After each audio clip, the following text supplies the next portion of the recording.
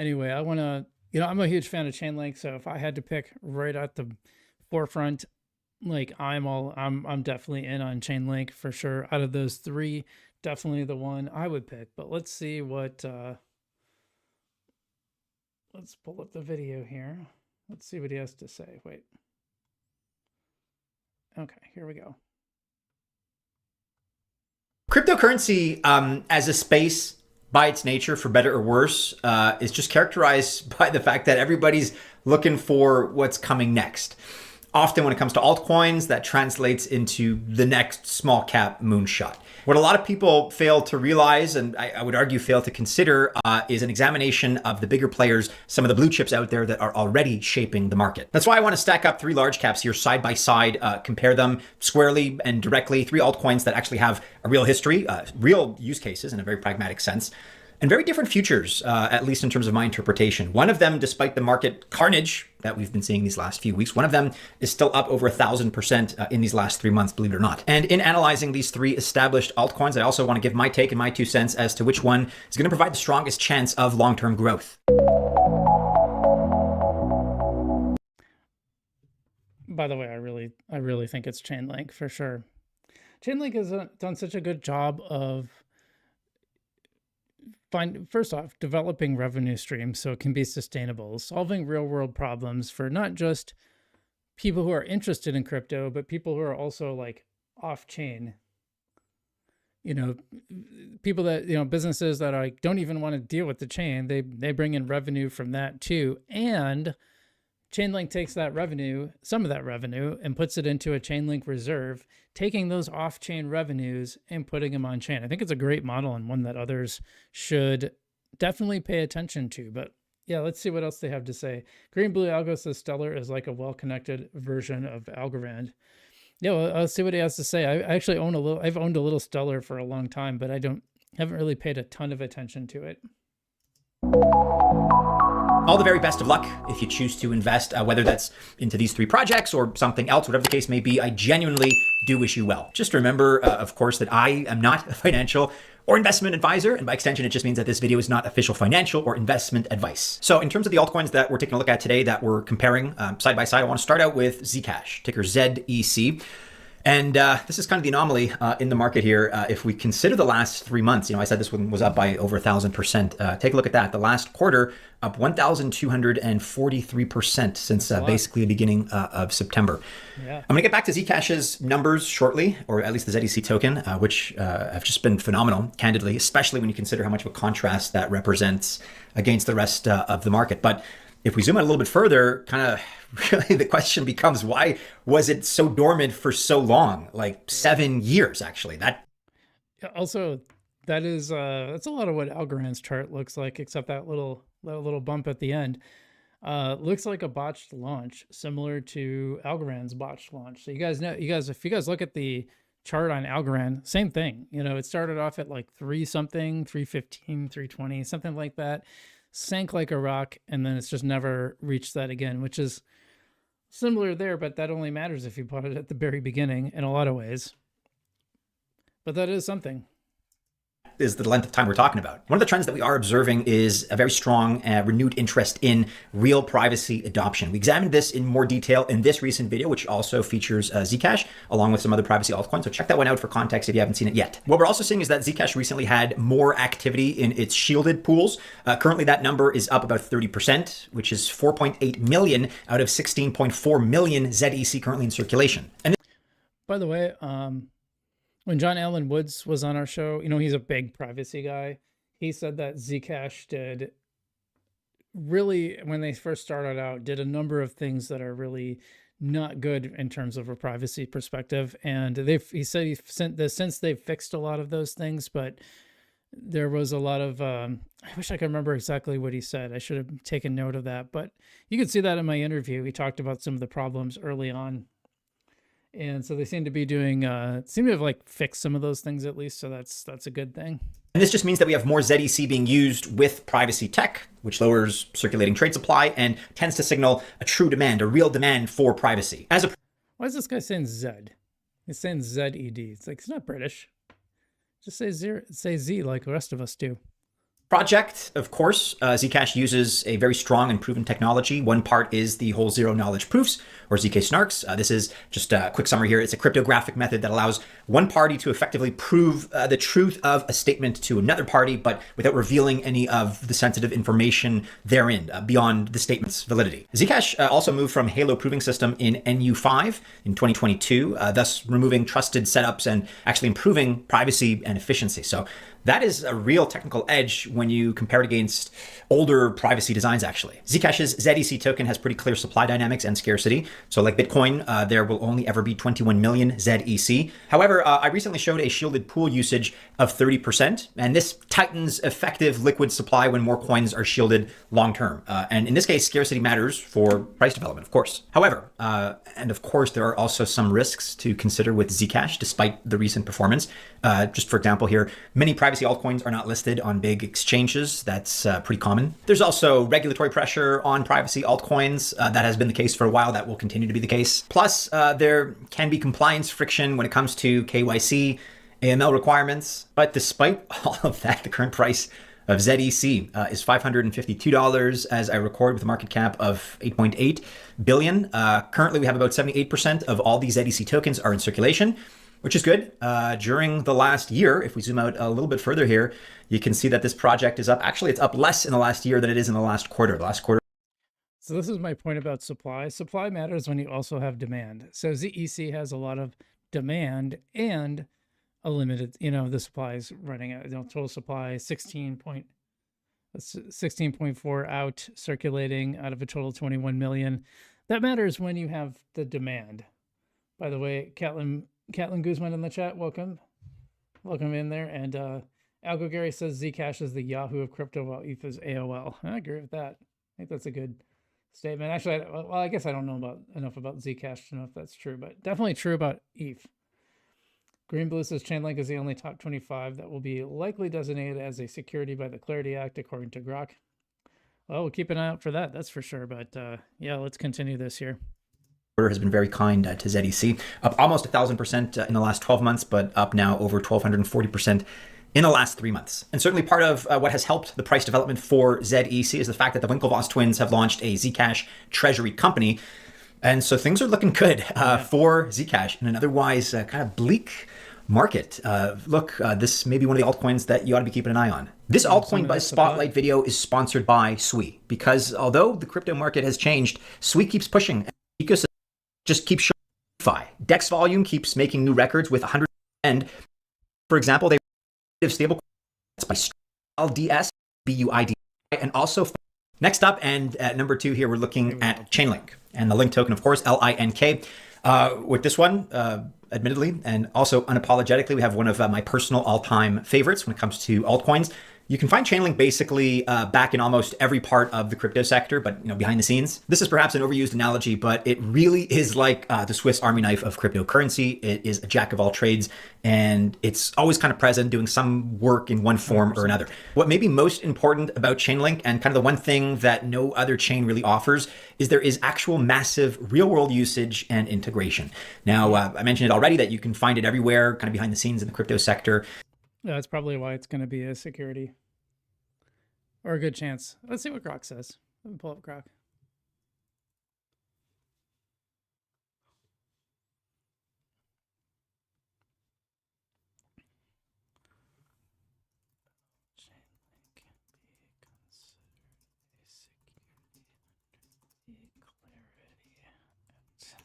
All right, let's see what it says. It's reading next post. Chainlink centralized Oracle network. Key provisions.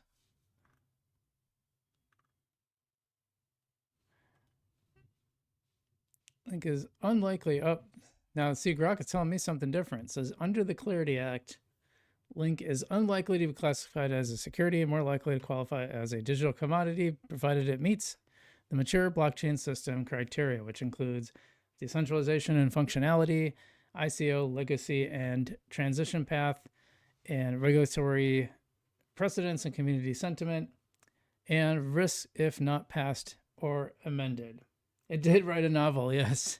It wrote Chainlink the novel here. So yeah, that's fun. Yeah, I had to really scan through a lot of that, but yeah. Basically it says unlikely. So I'm getting a very different answer from Grok. So I guess we'll see. I think we wait till the Clarity Act is finished and finalized and see what it says, and then we can make our judgments. But let's see. Let's continue on here. This is not a hype project. This is one that powers data feeds, also oracles, cross-chain messaging from all kinds of different blockchains and protocols. It's actually doing real stuff. Chainlink also shows growth in various new verticals. So for instance, tokenization or enterprise, it's expanding beyond pure DeFi into TradFi. Think here of tokenized RWAs, real-world assets, and multi-chain layers. This is very likely going to increase its long-term utility. A great example here is its CCIP feature, which connects to over 70 chains. About a year ago, it actually looked kind of flat. By the way, still waiting for Algorand to get on this. I think it's crazy.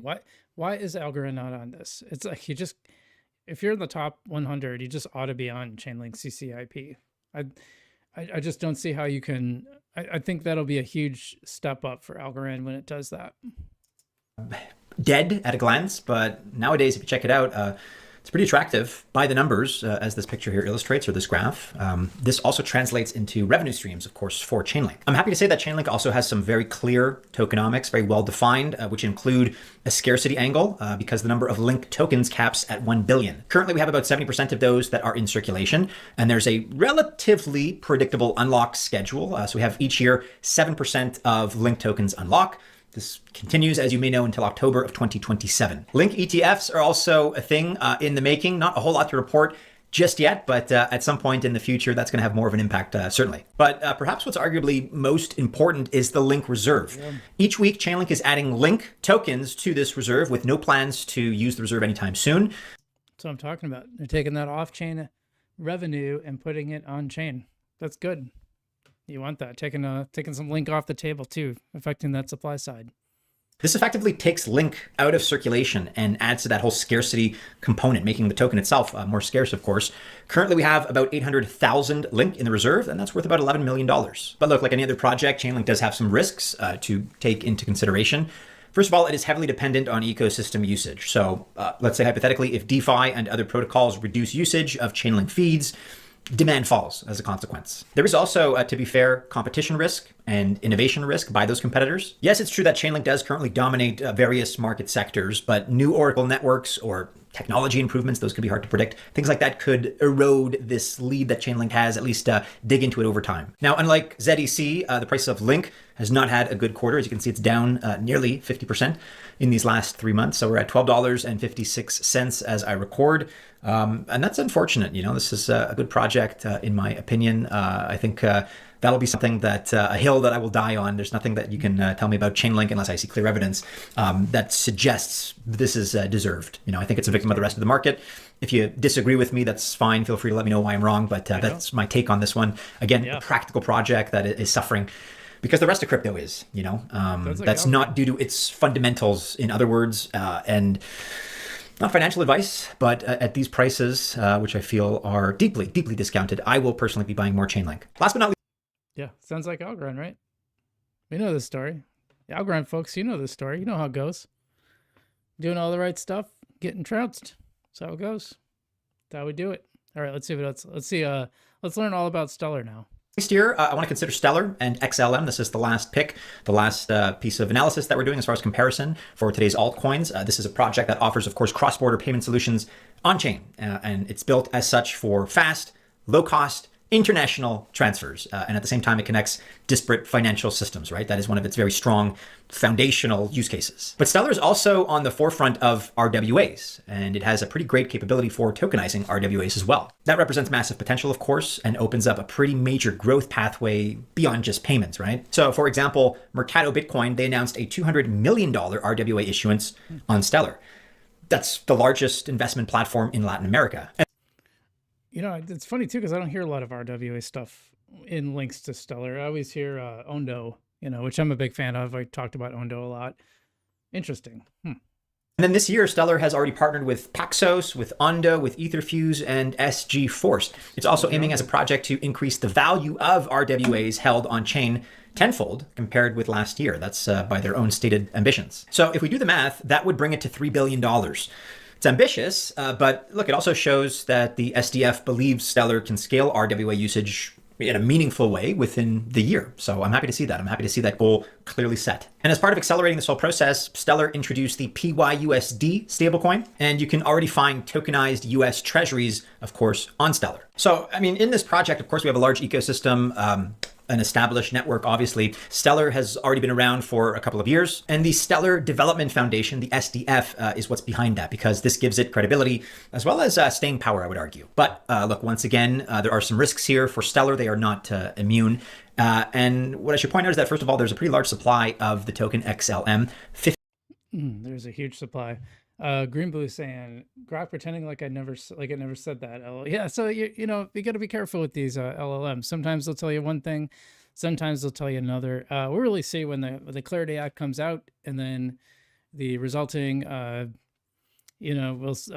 regulatory agencies will respond in kind. But I will say, you guys might notice the focus has been way better. I learned that instead of center focus, you should do single shot. It tends to be, for video especially, tends to be much more reliable, which, I didn't know that. I did. Thanks to ChatGPT, I was able to learn that. I didn't get that from looking at, looking at videos and stuff. They'd always say use center focus. So that's actually, I think I finally solved this darn problem of the focus going crazy. So, so LLMs, sometimes they're good, sometimes not so much. You got to be careful how you use them. 50 billion to be precise. And what this means is that it may need large adoption to kind of move the needle, sort of thing. For a major upside move, it's going to need large volume, right? So cross-border payments and tokenization have plenty of competitors. That is the reality. Obviously, Ripple, Ondo Finance come to mind. Look, even Chainlink that we talked about a moment ago. And so we find ourselves today, as I record, with an XLM price of just, 24.5 cents. So that's down not as much as Link over the course. Same as Hedera, by the way. Hedera's at like 50 million. How come it's not like exactly 50 million, the total supply, by the way? It's like 50 million, 1.7, almost 1.8 million. It's like such an odd number. Usually they're like a really specific. It's 50 billion, and that's it. Now it's like 50 billion plus 1.786 million. Very strange. Here's the thing though, like it'll mean the price, so price is like 24 cents. Like Hedera's been like 14 cents. It doesn't mean it can't move though. I mean, usually you're going to have more of these when they're worth less individually. Each coin is worth less individually. So I don't know if that's really true per se. Not from what I've seen. I mean, Hedera's, when it's taken off, it's taken off. It went from like 5 cents to 18 cents in a day. Definitely sold some off on that, by the way, when that happened. That was during the BlackRock fiasco, which we won't get into because this isn't the HBAR video. But anyway, I guess the point is, like, in terms of like overall price, yes, but like price relative to its own position, I think we can still get big pumps on coins with a huge supply. Course of these last 3 months, but certainly down a lot more than ZEC in the last quarter, right? XLM down 37% in these last 3 months. So again, 24.5 cents as I record, with a $7.9 billion market cap. Here's the thing. After almost 11 years, we only have 62% in circulation. 11 years. So kind of like Ripple, when it comes to XRP, the team here unfortunately still has the ability to dump XLM on its users. So look, if I had to make a choice between the 3 projects that we examined today and we analyzed, it comes down to a decision between ZCASH and Chainlink. By the way, Algorand's still dumping on us. They got the supply's almost out. They're still dumping it. 88% out. Still dumping on us. Still selling on us. So what are you going to do? As a Chainlink fanboy, I would tend to favor Chainlink, but I cannot deny the incredible growth and presence of ZCASH. So I'm going to try to put my bias aside. By the way, that's not to mention the fact that privacy should be available to everyone in crypto, just like fundamentally.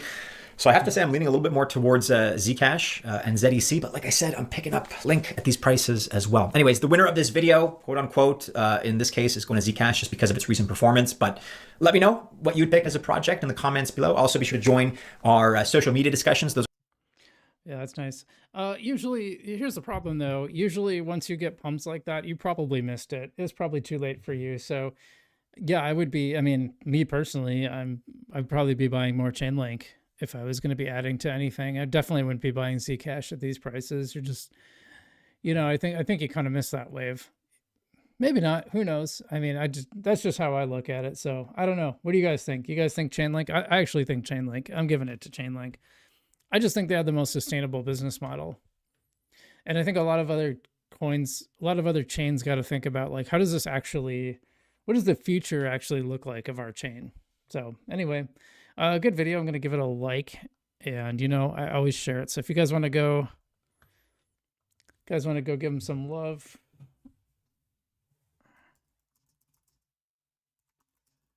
Just going to drop that in the chat. And I'm dropping it on the main one so it goes to all of them.